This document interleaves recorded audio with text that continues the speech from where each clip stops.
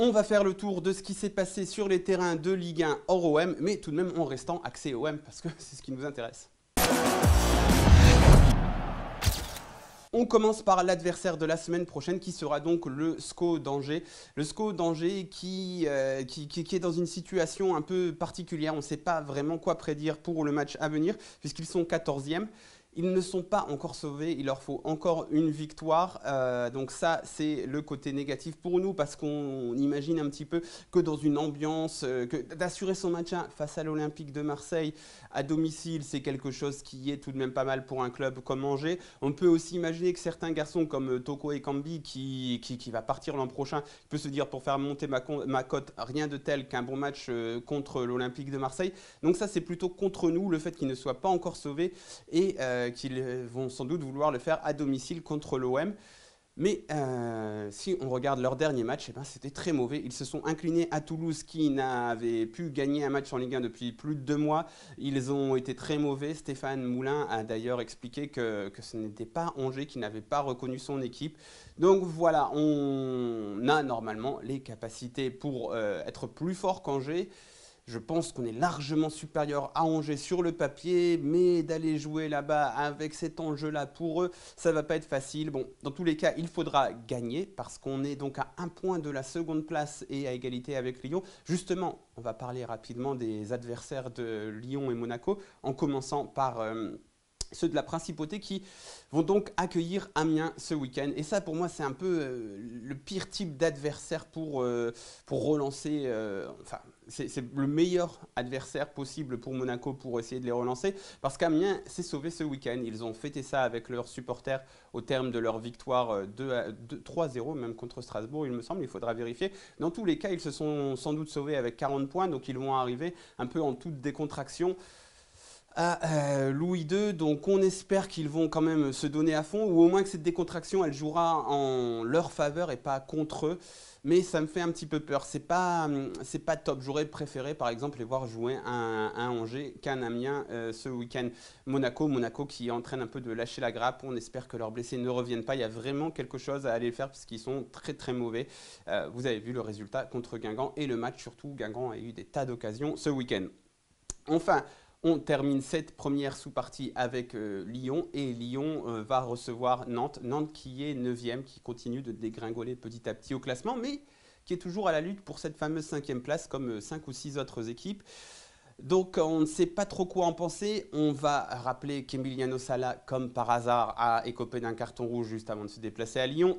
Certes, il faudra faire sans Salah, mais on peut peut-être se dire qu'il y a moyen de faire quelque chose pour Nantes parce que c'est une équipe défensive, parce que c'est Ranieri dont on a parlé un petit peu à Lyon, donc peut-être qu'il va vouloir prouver à Aulas qu'il faut vraiment aller le chercher en faisant un bon coup là-bas. C'est une équipe qui va laisser le ballon à Lyon, ce qu'ils n'aiment pas vraiment de devoir construire, ils préfèrent quand il y a des espaces, etc. Donc pourquoi pas, on va regarder ce Lyon-Nantes avec espoir en tout cas. Voilà, on passe à la suite. La suite, c'est ce joueur de Ligue 1 qui pourrait être suivi par l'Olympique de Marseille dans le cadre d'un prochain recrutement. Alors Jean-Michel Seri n'a pas encore été cité à l'Olympique de Marseille, mais on en avait parlé l'an dernier. Il avait d'ailleurs dit dans une interview qu'il savait que son profil plaisait à Zubizarreta et Garcia et qu'il ne serait pas contre l'Olympique de Marseille. Au final, c'était plutôt vers le Barça qu'il se dirigeait l'été dernier. Et le transfert a capoté, rendant sa saison très chaotique. D'ailleurs, Jean-Pierre Rivière avait expliqué au président du Barça, tu m'as un peu niqué un joueur là en faisant ça. Il avait le rêve de signer là et puis finalement, il ne signe pas. Et en effet, il est bien moins bon sur le terrain, Seri, qu'il ne l'était les saisons précédentes, mais ça reste un excellent joueur. Et justement, il y a peut-être un coup à faire ici parce que c'est un excellent joueur qui n'a pas été retenu par Barcelone. On a parlé d'un intérêt de Manchester City cet hiver, mais on ne sait pas trop. Peut-être qu'on peut aller le chercher en lui disant nous, on va te faire confiance avec nous, tu vas jouer avec nous, tu vas être mis en valeur. Et puis peut-être que sa cote a un peu baissé. Espérons que Nice soit un peu moins gourmand. Il y a peut-être quelque chose à faire, même si malheureusement, le directeur sportif de Nice, qui risque peut-être de partir, ne nous porte pas vraiment dans son cœur, ou plus vraiment dans son cœur, puisque Julien Fournier était avant à l'Olympique de Marseille. En tout cas, Seri, il faut garder un œil sur lui parce que c'est un très bon joueur qui fait une saison moyenne, mais qui a un potentiel énormissime, un potentiel pour jouer au Barça tout simplement. Donc, si l'OM se remet dessus, en tout cas, moi sur le papier, ça me plairait.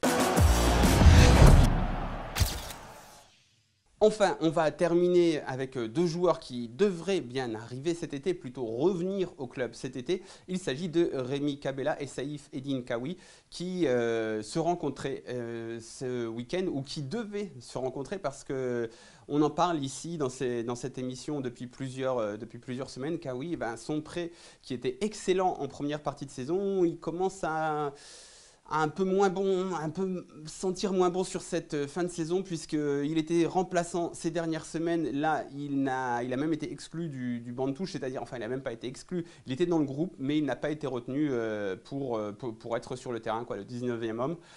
Donc voilà, ça témoigne de quelque chose, d'un petit malaise autour du Kawi à 3. Donc son prêt, qui aura quand même été bénéfique, se termine quand même mal et il faudra connaître les raisons de cette fin en queue de poisson pour lui à 3. Parce que s'il revient à l'OM, il faut voir s'il y a eu des à côté, etc.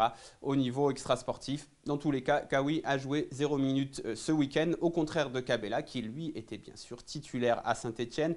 Il est crédité d'un 5 dans l'équipe, donc c'est pas dingue. Mais il a tout de même eu un impact sur le match, puisque je vais faire plaisir à Benjamin Courme en lui expliquant que Cabella a fait une avant-dernière passe décisive. Je sais que ça te plaît ça.